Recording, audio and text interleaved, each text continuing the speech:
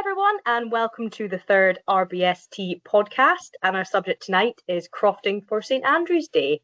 So a wee bit about our patron saint, St Andrews. Obviously, it's celebrated on the 30th of November, Scotland's national day, which honours St Andrew, and it's associated with values such as kindness, hospitality, and courage, which is certainly three values that you'll all have being in the crofting world. I think we should probably add patience to that as well than anything else. So if we go around and just get some general introductions from everyone, who are you? Where do you croft? That would be great. So if we start with Peter, that would be amazing. Hello, folks. It's Misha Patrick. My name's Peter. Myself and Cynach, my partner, are crofting here in Oban. We just took over a croft about a year ago. So we're kind of really new at this, although Cynach comes from a crofting family and I have got a bit of crofting in my background as well. So yeah, we're just starting really. Fantastic. Lovely. Thank you so much. Jake, how about yourself? Hi, me and my wife Aoife and our daughter Corin, who's in the background here somewhere, have been crofting now since 2020. During the pandemic, we started and bought our flock then, which was a great time to start. And we have sheep and pigs as well and do various things with those. Fantastic. Thank you. And Cal, how about yourself? My name's Cal McEwen. I have a croft up in Strathconan. It was my dad bought it many years ago, before I was even born. And I kind of was born and raised up there. I keep Hebridean sheep. I did have some hens, but a lot of them got kind of old, and I lost a couple to a badger. So in the spring, I'm getting more, and I'm getting bees in the springtime. Yeah. Amazing. You're busy bee.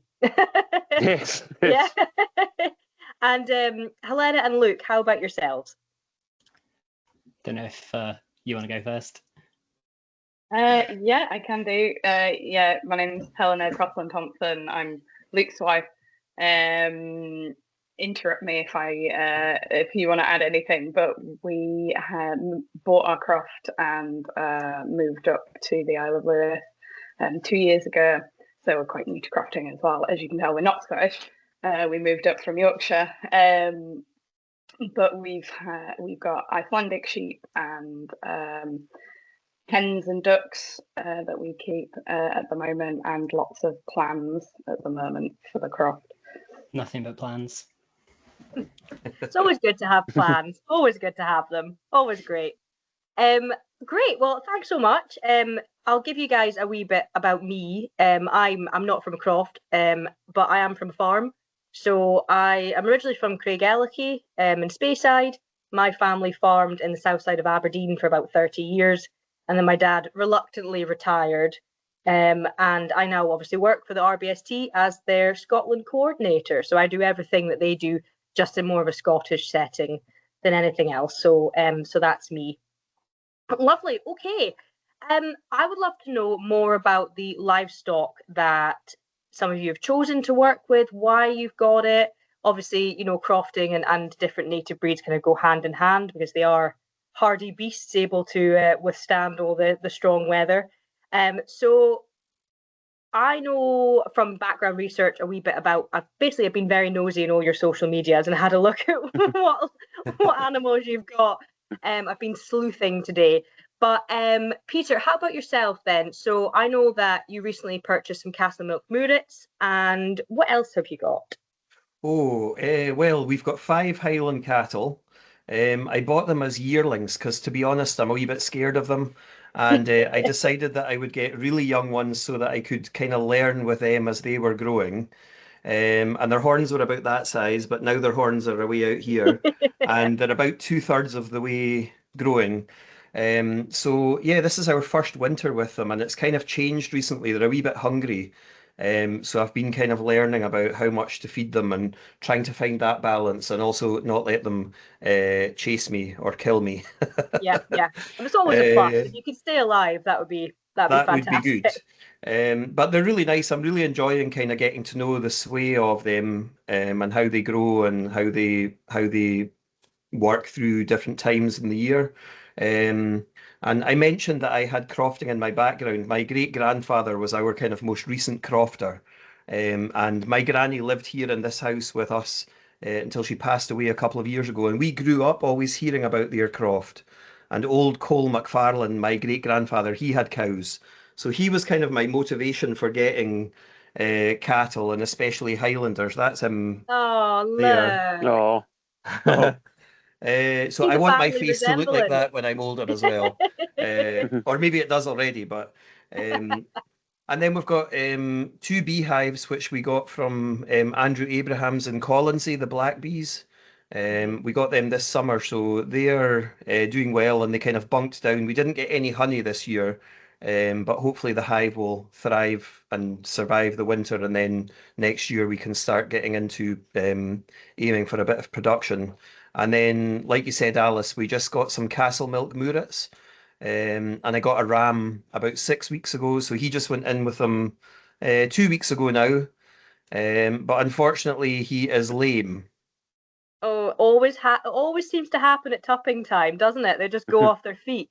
I don't know what he did. It's been a mystery injury, but so I've been kind of looking at his feet and spraying him with blue spray, and I was trying to catch him today because the vet's given me some things that will hopefully help him. But so that's where we're at. We're basically just at starter flock, starter herd time. But next year we've got some kind of proper plans. We've been busy doing things like putting fencing on its feet again and fixing gates and just getting ready to be ready. Yeah, absolutely. And any plans for lots of homemade cranachan with your honey? Oh my goodness, yes. I mean, if you bring the whiskey, I'll bring the I'll bring honey. the whiskey. I'm fine with that. Great, thanks so much. And Jake, how about yourself then? What breeds do you have? Do we have bees? Seem to be a nice theme here with Peter and Cal having bees. Do we have bees as well? Yeah, on and off actually. Yeah, we do. We currently don't have any bees at the moment. We are lucky enough outside the livestock that we manage a fruit orchard nearby, believe it or not, where there is about 650 mature blueberry trees, and about 300 blackcurrant trees, apples, and these kind of things. It used to be quite commercial, but it's maybe been a bit run down over the years. So we're just at the point where we're trying to purchase it at the minute. And then we can do a bit more with it. It's something we're quite interested in doing more of, and trying to create an area to do some different things like workshop on food and maybe some online stuff, recipes, teaching people how to cook things and nutrition and stuff like that. Not just from me, I'm lucky enough to know a few chefs, so I'm not the chef. But yeah, we had bees down there and they were thriving, as you can imagine, with the amount of pollen in a place like that, and it really felt like a natural fit. But they were thriving so much that they swarmed, and another beekeeper caught them. And apparently that's the unwritten rule of beekeeping. If you catch a swarm, it's yours. Oh, really? I didn't know that. Yep. Finders keepers rule. It's 100% finders keepers. And Wow. unfortunately, maybe the brood and the queen that they left behind didn't survive. So hopefully we'll get some next year. We've got a good mentor locally, and just to mention that's probably one of the best things you can have in crofting. There's people around you to learn from, help you, teach you. That's probably my favorite thing about crofting as well, is the community side of it, the communal working. It doesn't matter whether you know everything or nothing. People will give you your time, their time, and I think that's fantastic. But animal-wise, we're Hebrideans as well. There you go. Not pedigree, just good working Hebridean sheep. They were here. They're native, obviously. They're great for the land, which we found out through doing some work with Nature Scott and RSPB and people like that. We did think about going into Herdwicks as well, but Hebrideans were enough to try and learn how to manage sheep. And we have we've got about 100 at the moment. We'll probably rise up to about 180, 190. We buy in off other folk. So our main purpose is We want them to do the grazing for the ground, and then we fatten and sell the meat locally, and the skins. And we learned how to shear, so we turn the wool into various things. And Luke will be a bit bored because me and him were talking about this earlier this year. But and then we've just started dabbling in pigs, not breeding, but big problem for us is on the steep slopes we can't get a machine over the bracken, and bracken's just the most invasive thing ever, is it not? I'm sure everyone probably has a problem with bracken. So we're trialing strip grazing pigs along the steep hills to try and disrupt the bracken. So we went for some Mangalitsa, which we got from a pedigree dealer in Scotland, and we did 4 of them this year, and the meat went like crazy. It was incredible. And they did a great job on the land. Looked like they'd been ploughed afterwards. And we got another 6 coming next month. And then we got chickens at home. And I would love to get into Highland cows as well, but I'm not quite ready to take that step. So fair play to you, Patrick, for doing that. Honestly, the cows seem to be easier than the sheep so far. Don't jinx yourself. Amazing. That is phenomenal. That's great. Thanks so much for that. Gosh, what a lot going on. And well, Cal, how about you? So you've got Hebrideans. What else do you have? I have Hebrideans mainly. I have a few Shetland sheep too that I inherited off a friend of mine. I have a few crosses. I did have pigs at one point, but I found for me they were just. I got a hand. I ended up just trashing fences and breaking out. It became the bane of my summer. So I got rid of them. I said I'm getting more chickens, and they were just when I had chickens, it was just random ones. I'd like to get into a heritage, like a Scottish, like Scots grey or something like that. Yeah. Because I found the hens I had were fine, but they foraged well. But I had a few heritage breeds that maybe I can't remember what they were. There were some. I had a couple of light Sussex and all that, and they were pretty. I'm quite impressed by those compared to the normal hens. Yeah. But mainly it's just been mainly sheep, few pigs, chickens. I'm wanting to get into cattle, and a toss up for me. It's been between going towards Highland cattle, which I always loved the idea of, and so did my dad when he was around, when he was alive. But I've also then quite fancied the idea of Shetland cows, just because they're smaller. Yeah. They're a bit less hard on the ground, they're a bit easier to handle, but they're smaller animals.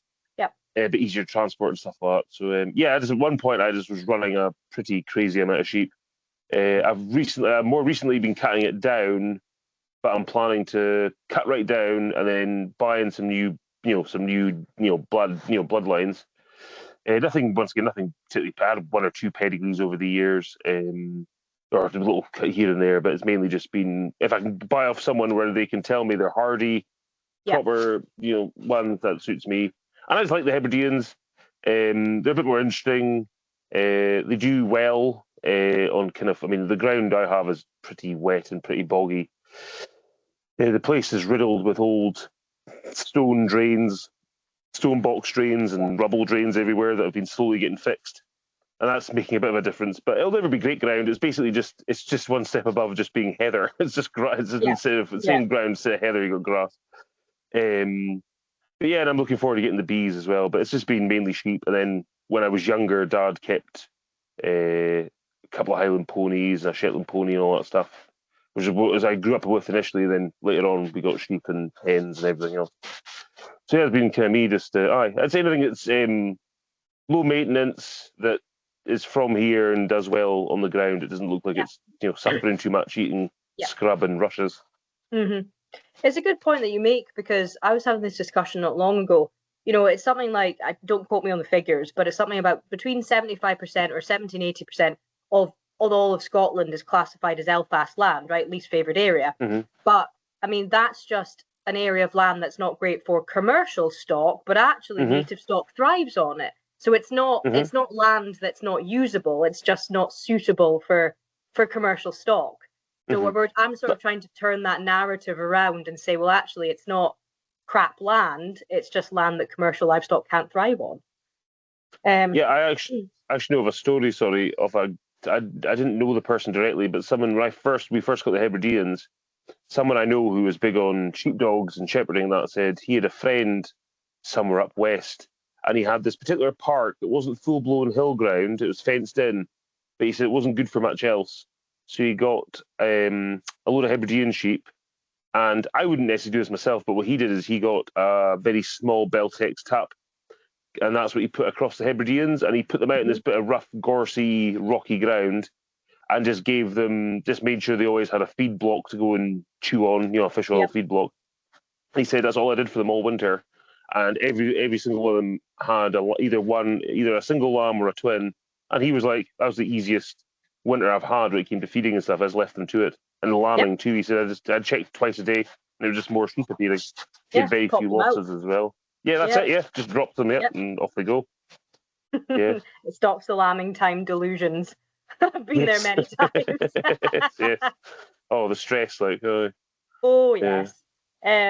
Great. Well, no, thanks so much for that. And then, so our last two, Helena and Luke, what do you folks have? So we currently have a small flock of sheep, and they are Icelandic sheep. So native breed to Iceland, not native breed to the UK. But we were originally, when we were sort of looking at getting them, we'd made contact with some Shetland breeders who are based in the Western Isles. But then these guys came up from someone selling them literally 5 minutes down the road from where we stay currently. Went to go and see them originally to look at some lambs and gimmers they had, and then I think they saw an easy mark, and we ended up coming away with an entire starter flock. So that's the story of how we got them. But they've done pretty well so far. They've been the odd sort of, it's all a bit of a learning curve for us. We did our first lambing this year, which was because where we're living currently is about 45 minutes drive away from our croft, so that was quite fraught. And there was at least one or two times where it was just a case that we were lucky we checked them at the right time and noticed something. We're like, okay. This year we've actually bought a croft house with croft land, which we're currently renovating, so we're going to have them a lot closer and be able to put a lot more time and effort into the process, which will definitely help. But no, they've done quite well. They're sort of an age range of so I think the youngest is about 3 and the eldest about 7, 8-ish. So there's sort of a bit of variation across them. Some of them have done really well, some of them not so well, and we're kind of sort of a balance of us getting to grips with keeping them and also just figuring out the quirks of the individual ones. So but yeah, we're that's what we've done on the sheep front. And we also keep some poultry, so we've got some light Sussex hens, which were our sort of first starter chickens who've done pretty well.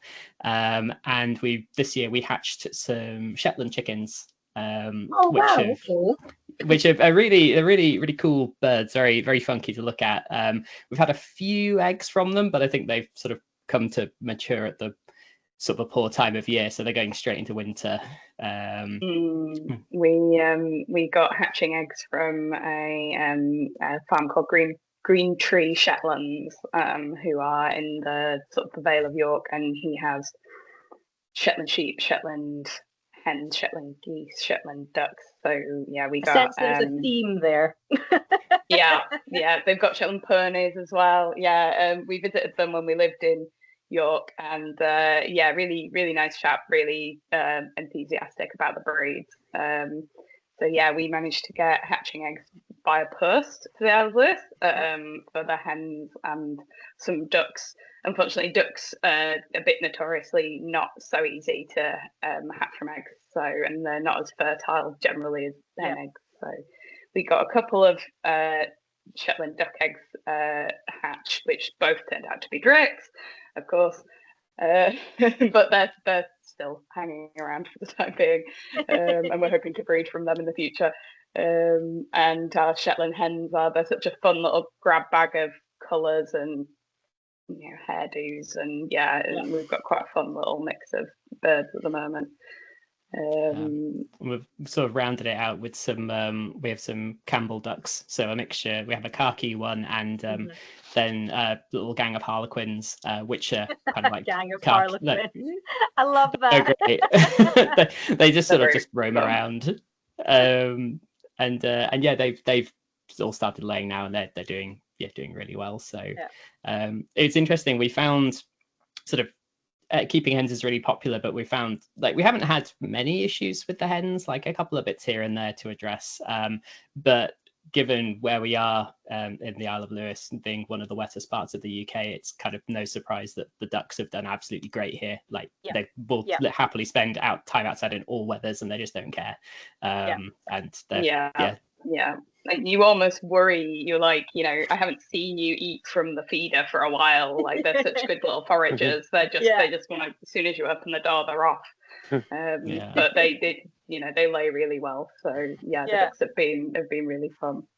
And we've got some plans to try and incorporate them into once we're moved over to the new place where the croft land is to try and incorporate moving the ducks across the pasture to try and reduce sort of mud snail numbers and cut down on the amount of fluke as well, which would is a perennial problem here. This year we've been hot on the testing, and it's been reasonably easy to keep a handle on, but just anything that can bring the burden down is going to be really interesting to see how that works going forward as well. Absolutely. Well, thanks so much, folks. Thank you. Well, I'm going to pivot slightly just because I'm really nosy. So I really want to know a special memory that each of you have from, your time on your croft or your journey. But I'm also going to be a bit cheeky and ask for like a really embarrassing moment. I only bring this up because I was talking the other day about how manic lambing is. And I was saying, you're slightly sleep deprived and you don't really know what's going on. And, I don't think I brushed my hair for about a month. I mean, I never brushed my hair anyway, when it was lambing and it was all going on. But this embarrassing story of mine was I was so sleep deprived that I accidentally told the postman that I loved him.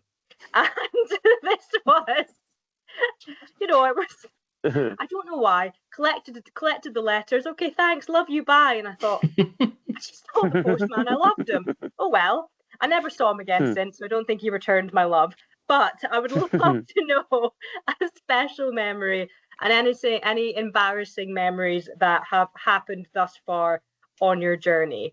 You don't have to give me both if you don't want to. You can keep your embarrassment to yourself if you don't want the entire RBST nation to hear you out. So, Cal, I'm going to pick on you first. Okay. Well, a nice memory, or one of them anyway. I have plenty of them. But one, I was a wee boy, and I was out with my dad, and we were on front of the barn. It used to be an old Drovers Inn, and old Drovers Road runs through the croft. And I'd have this random memory being out. It must have been winter time, and he had his old, like a big torch, but it was like a big lamp, like a big wide sort of one at the front. And he was shining it up, and it was bringing all the moths in. And then I remember to stand there with him. I'm about 7, or 6, or whatever, and just seeing all the, maybe even younger, seeing all the bats coming in and eating all the moths from around the thing outside the barn at like maybe 8:30 at night, and me just be like, no bloody way, just chuffed to bits. Jake, how about yourself? There's been a lot of incredible memories really over the last 5 years. Being able to share some of it with our daughter is just fantastic. It's hard to describe that feeling. I think probably one of the prouder moments happened fairly early on. We don't really want orphan lambs at all. I can't be bothered with having pet lambs in the house, but we had to have one once. Had to lift her because her mum had mastitis, so she wasn't getting the milk. So we took her in the house, and she sort of turned into a dog for a while because we've got 2 dogs, and lived in the house for a bit, then lived in the garden for a bit, and then we started taking her back out to the flock again to try and reintroduce her, basically, to try and wean her off the bottle milk. And the fact that worked, the flock adopted her, and she's had lambs every year since, is a very proud memory, because that can go the other way around.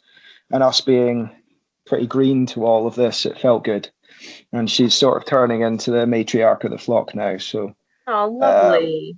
Watching her have her first lamb was wonderful, and that was a great memory. So, she was far more interested in the feed than the lamb, but she came back for it, so it was fine in the end.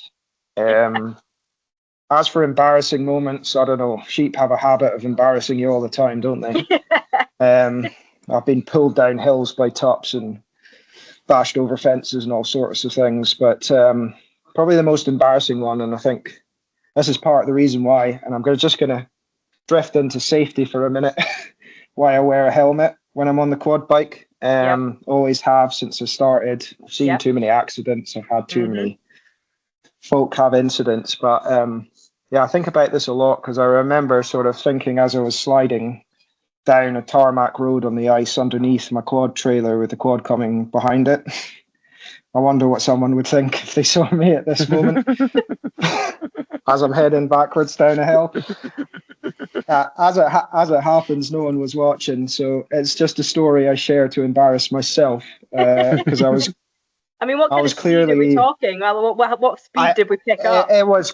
I think I got up to about 5 or 6 miles an hour, but it wasn't too bad.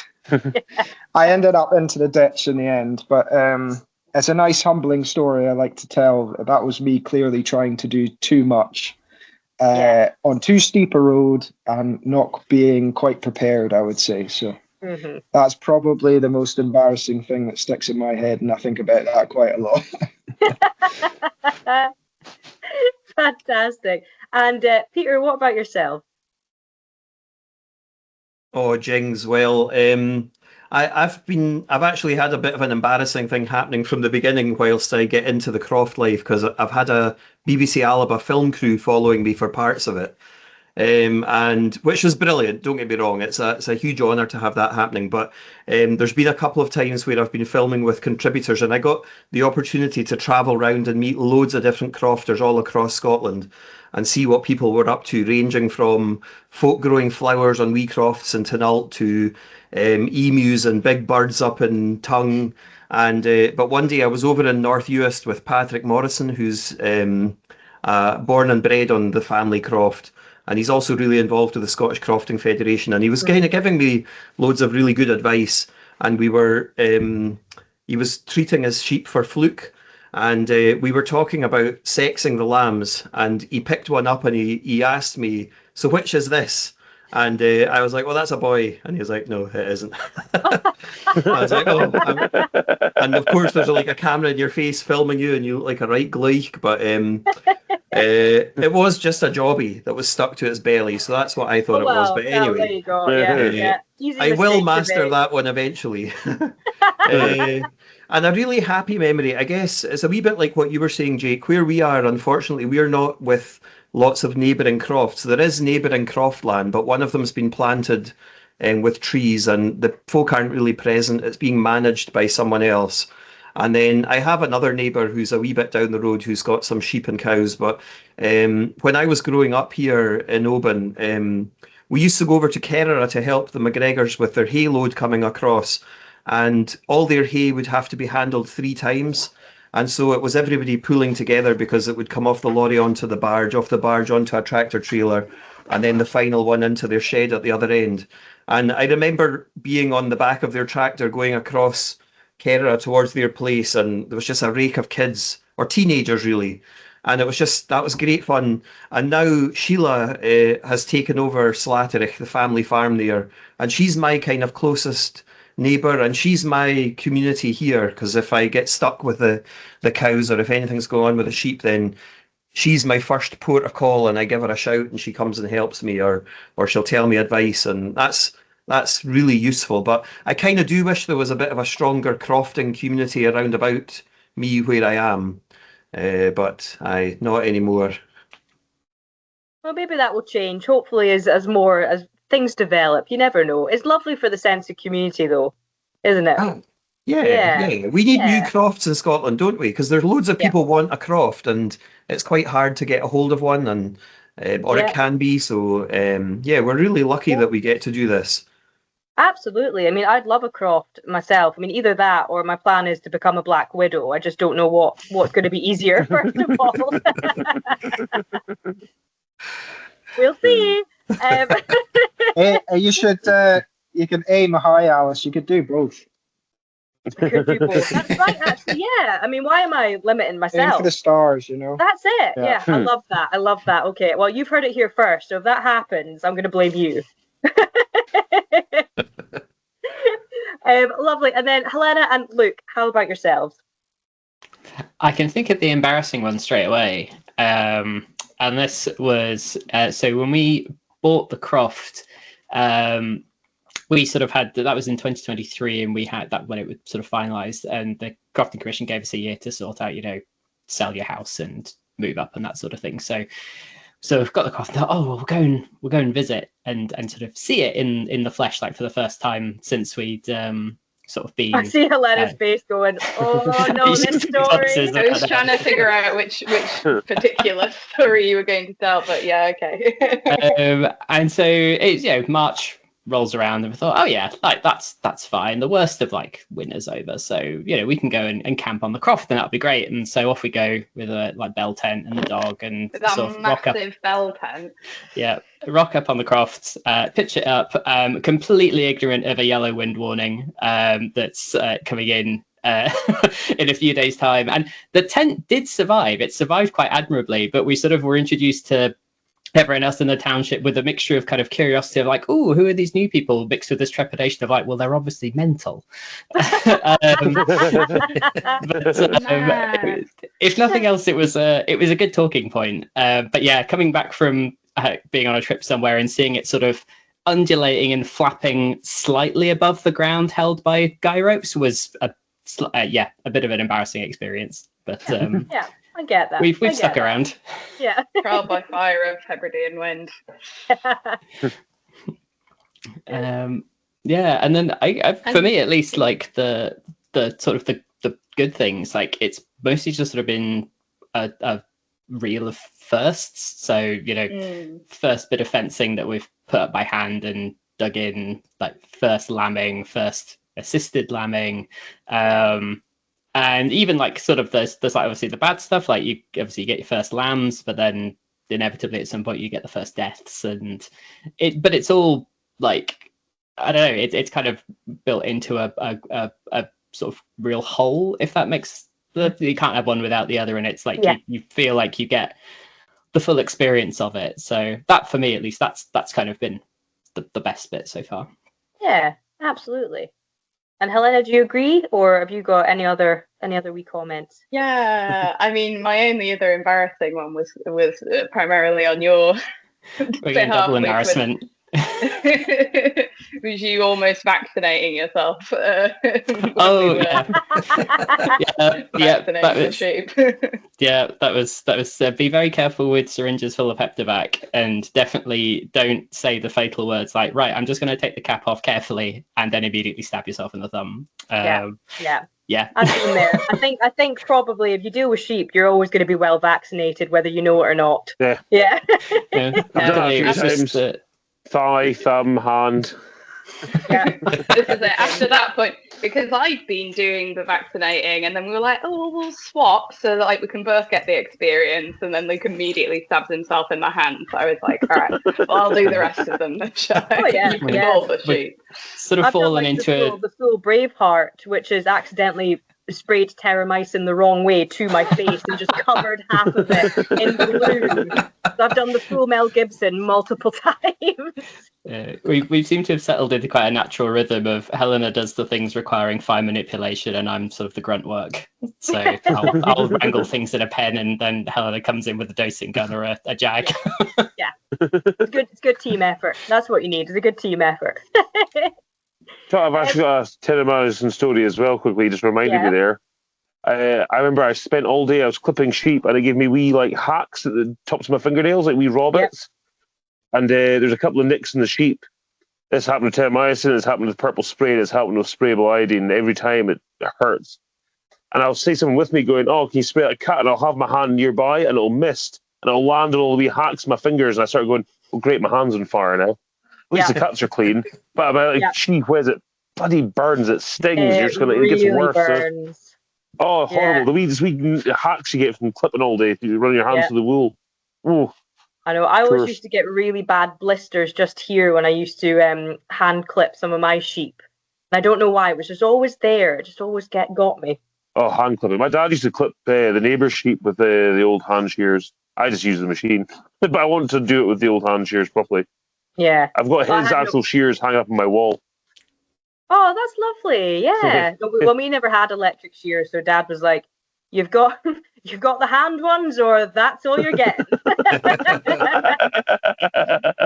I should really stop mentioning him in these podcasts. I mean, like, I don't ever think he would listen to them, but he actually listens to them. And he said to me the other day, "Could you stop mentioning me in these podcasts?" Like, it's fine, Dad. You'll be famous. Okay. So I want to pivot now and talk about different challenges that crofting has brought to you all. Because inevitably, in any walk of life, especially within agriculture, you're going to come across challenges. And it's great to know how you overcame them as well. Because it's great, if people are listening to this, they might get a top tip from you or just really admire your resilience. So in terms of challenges then, Peter, let's start with you. What challenges have yourself and your partner faced coming into your crofting journey? I think probably there's a lot more form filling out than I thought there was going to be, because I applied to the CAGS, the Croft Grant Application Scheme, for some funding for a fence, and it was a lot more than I thought it was going to be. And then if you bring livestock onto your property, there's a lot of figuring out how you register them and make sure they're listed. And even after you've done it once, when you go to do it again, it's still like, so I remember saying to you on email when you bought your Castle Milk Murets, I was like, if you want any help with that, please let me know. So that's been kind of a bit of a challenge, I guess. But I mean, I think really at the beginning, everything's a bit of a challenge, because we're kind of trying to waken up this croft again. And the lady that had it before us passed away a few years ago now, and she was really productive with it. And I wish I could speak to her actually, so that I could kind of find out what she knows about that bit of ground and how to kind of work it properly and maximize out of it. So I guess that's the thing. If you've lost the link, or you don't have that link in your family, then it's a bit of a challenge kind of trying to kind of get yourself into it. And I guess it's small victories, isn't it? If you it's like what the others were saying, when you have your first and it goes well, and I'm looking forward to that time, Jake, when I've got like a lamb that's done well and gone on. And we're when you're at the beginning, you maybe don't have those success stories yet, so it's just kind of keeping going. And I mean, it's a bit of money as well, isn't it? You're kind of investing at the beginning, so there's a bit of forking out. But it's all good. I can't wait till spring, to be honest. I can hear the rain hitting the roof here just now, and the winter is a wee bit of a different challenge again, because there's not grass, and so everyone's hungry, and figuring out how much to feed them and when to feed them, and getting them into a routine with that. And those are the challenges, I guess. I haven't surmounted them yet, so maybe next year I can tell you. We'll get you on next year and say, right, what are your year challenges? Let's go. And then Cal, what about yourself? What are your challenges? Well, there's obviously the obvious one of money. You feel like you spend more than you ever make back. All the time. It's how it feels. Time is another one. Just finding time to do everything, staying ahead. Trying to you make a sort of rough plan of what your next couple of weeks when you have one. Because I also work as a woodcutter and fencer as well, and I do a bit of clipping. So when my time off for evenings or weekends, whatever, I was going, all right, I'll get all this stuff done, and you have a problem with something else. Animals have gotten out, or something's broken, or a bit of machinery needs fixed or serviced. Recently, after one of the storms, part of the barn roof got damaged, so I kind of half fixed it myself, and I'm waiting on my friend who's an actual builder come out and do it properly. I just stopped it getting any worse. Just stuff like that. Even to a point, trying to keep the place reasonably tidy, because I mean, I don't know what anyone else is like, but I have a habit of going, right, I'm going to put that over there for just now, and I'll move that again. And then I go, no, okay, I haven't moved it yet, but I put something else next to it. The next thing I know, I go, okay, that corner of the place is now filled with stuff, fence posts, and maybe a half a quad and the wheels of something else. I go, right, okay, I'm going to do that. And just on and on like that. And winter feeding. And then, sometimes for me, even sourcing hay and stuff at a reasonable price, or stuff that isn't being, I can buy in smaller amounts, which I'm lucky. I have a friend who has a farm, and he sorts me out with hay most of the time. I mean, I don't take much off him. He's selling Arctic loads, and I go, I get can you put aside 20 round bales for me, or 30 round bales for me? I can get them out your shed as and when I need them. Or sometimes even less, depending what else I have. stuff like that. And then obviously just, big one's always time. Time, you feel like you're getting nowhere, and then you kind of look back and go, oh, well, last year that wasn't sorted, now it is. But yeah, there's always new stuff to do. Yeah, There's always something else. Yeah. Always a list. The list that keeps listing. The list that needs a list that needs a list that needs a list. Yes, yeah. Exactly. That's basically it, yeah. That's basically it. And then Helena and Luke, how about yourselves? What challenges have you both come across since the big move? I'd mentioned previously, distance from where we are to the croft has been a big one, and that's, I guess, not crofting specific, but kind of. Then I guess I think the housing is an issue. Like you were talking about the people wanting crofts. There's also the issue of having housing to go along with the crofts. Yeah, the croft we got 2 years ago has no housing on it whatsoever, and we were hoping to build, but plans change. And we've been quite lucky with the situation that we're in, but I think again, obviously the financial implication of that, and a lot of the old croft houses are not in the best nick. But that's been a big one. Yeah, we've been very fortunate and very lucky. Like the place that we're staying at the moment, trying to find a rental property in the Western Isles is, I don't know how anyone does it, because there's very few that ever get sort of publicly advertised. And the place that we got was Helena posted in a Facebook group, and someone messaged off there. It was just freak chance, and that was about a month before we were supposed to move.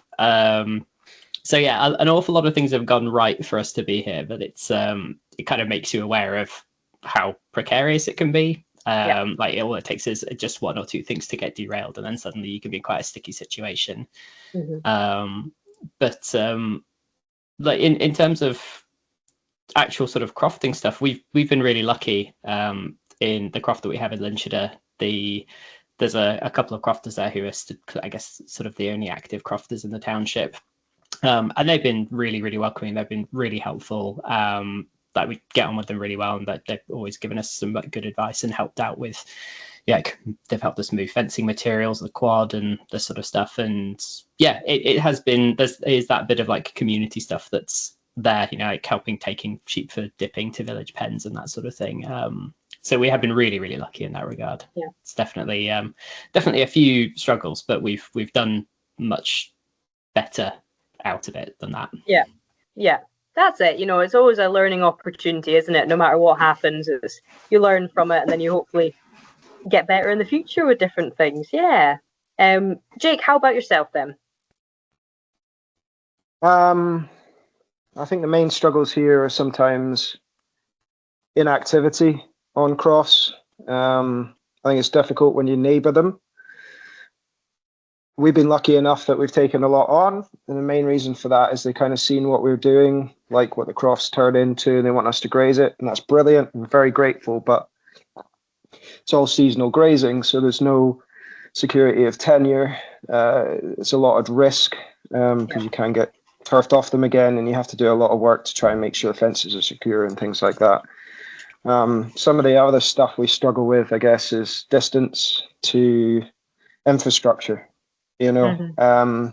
Takes me 2 days out my main work and 2 6-hour round trips to do each load of meat that I do. It's a lot of time, it's a lot of money, it's a lot of effort being this far away from the abattoir, being this far away from things like that. It makes it really difficult, and there isn't really any other way around it. Government doesn't want to fund abattoirs, as we know. They've been defunding them. I can't believe an area like Skye, with the amount of tourism and foodie destination it is, doesn't have an abattoir to process its own meat. It seems insane to me. And then I guess, to be honest, the Crofting Commission, we're still trying to register crofts that our friends want us to be their tenants of. It's been 5 years, and that's mainly because of I don't know if any of you know, but Skye's been heavily bought and sold assignation wise for crofts, and there's been a great deal of homes, second homes and holiday homes built here, and that's wonderful for many reasons. It gives an income to certain crofters, but it creates a very difficult legal situation when you just want to use the land. And the Crofting Commission, as far as I'm concerned, are not placed to help with that at all. Not through their regulation, their funding, or their intent. That's really difficult. So the only thing I would say for anyone starting is persistence is key. Mm-hmm. And I heard someone else talking about that yesterday. I think you really want to make a go of it in agriculture. It doesn't really matter your situation, your tenure, what size of place you have. You have to be persistent. And I think that's what's kept us going, to be honest. And that sounded a bit doom and gloom all in that, didn't it? But you learn lots of things along the way. I wish it was a bit easier, but it is what it is. You just make the best of it and be persistent.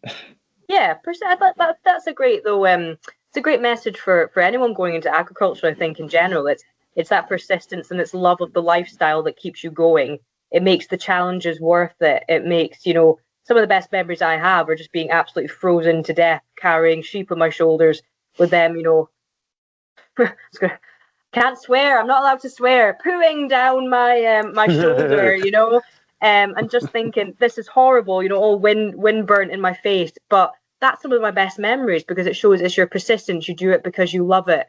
And, you know, it makes it all worth it in the end. So, you know, fingers crossed for that Black Widow stuff. I'll get that back. Well, listen, guys, thanks so very much for, I mean, I could chat to you all for hours and hours and hours. It's been so lovely to meet you all. It really has. And yeah, please do keep in touch with me and with how things are going on your journeys. I'll certainly be following all your Instagrams and your social medias as well, just to keep an eye on things. But yeah, thank you so much for joining. Any parting comments before I bid you adieu and also wish you a very, very early Merry Christmas? Happy St. Andrew's Day. Happy St. Andrew's Day. There we go. Yeah, we haven't said that. I guess from me, from a sort of crofting perspective, I don't know if there was ever like an ideal time for us to do it, but if you plan for it and you put a lot of thought into it. So, you know, we planned this for about 5 years before kind of pulling the trigger, so to speak. But if you put the thought into it and you have an idea of what you want to do and how you're going to do it, at some point you just kind of have to jump feet first into it. Like you can't really dip a toe in, you just have to go. And you have to, and you know, similar to being persistent, you have to commit and just do your best and you just see what works. And all being well, you'll love it, because I do. You're in the right vacation then. Well, I was just thinking there actually as well that when I first was I'd worked with sheep quite a lot before, you know, helping out people lambing and cheating and whatever else. When I had my own, well, it was my dad's at the time. Something that was said to me back then I thought was quite good was don't take the losses too personally, because if you're keeping any livestock, but let's just say especially sheep, if we're being honest, there's going to be times where you can do everything right and something will still die. You might still lose a lamb. You might still use it, and it can be something that I said it can be totally avoidable, but on the day you just didn't notice a thing, or maybe it's totally unavoidable and you just weren't around. And that was something someone said to me going. I remember my first lambing, I lost 1 or 2 lambs. I was a bit like I was a bit cap about it. I'd done work for people and lost lambs. I was like, oh, that's a shame. And the people were always like, no, it's fine, it happens. It was my own. I got a little bit cap about it, a bit like frustrated. And I remember someone just said to me, going, you can't worry about it because it'll happen again next year. The only way you won't have to deal with this is if you get rid of all the sheep. And I went, oh, that's a very good point. Yeah. It's kind of like, don't get too bogged down if things don't go well all the time, because it's the same for everyone, no matter how long you've been doing it. Yeah, absolutely. There's an ebb and flow with it all. You know, it just you're going to have losses, you're going to have bad days, but it's just knowing, all right, I'll have them. I'm prepared for them, or as prepared as you can be. And then when the good days happen, you could appreciate them even more. That's it. Yeah. I've had a couple of easy lambings where everything just went great and I had very little problems. And I always think about those during the years where I've been like, I can't do right for doing wrong. Yeah. That's it. And you can't jinx yourself either by saying, this has been a really good lambing, because you're like, no, don't jinx it, not till it's over. Done that before, yep. Done that before. The superstition in agriculture is like, don't say it. Don't say that. So, yeah. Really like I really like Cammy's saying he says a lot from the sheep game, which was you win or you learn. Yeah, exactly. I've used that as a bit of a motto for many years. So you can't lose. You're going to win or you're going to learn. Yeah. And if it's been fascinating talking to you all. If any of you are ever on Sky, look us up. Come say hi. Come have a cup of tea. But yeah, I wish you all well in your crofting journeys as well. Oh, that's so lovely. Yeah, likewise. Yeah. Yeah, if the ferries are ever working, all round, you can come to it. Yeah, if anyone needs a hand with sheep or animal wrangling, call me. I'm happy to help. Can you come tomorrow? Sure, I'll take the day off. It's fine. I'll take the day off. How do you catch a lame ram, and how can they run so fast when they're lame? When there's a will, there's a way. Unbelievable. Perfect. But look, thank you all so much again.